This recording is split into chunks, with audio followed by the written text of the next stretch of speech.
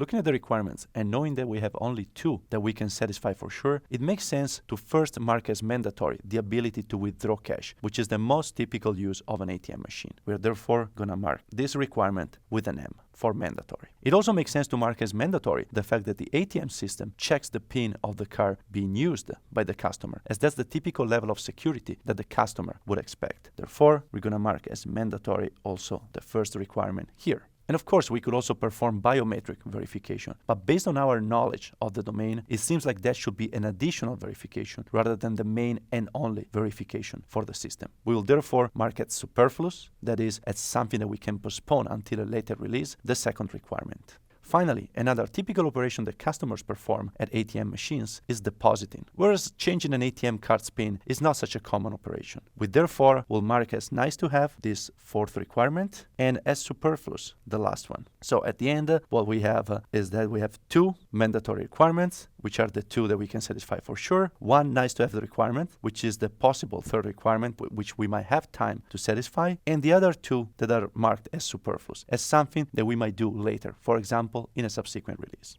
And of course, there is something subjective in these answers. But again, based on our knowledge, on our understanding of the domain, these are the ones that makes most sense for an ATM system as we know it.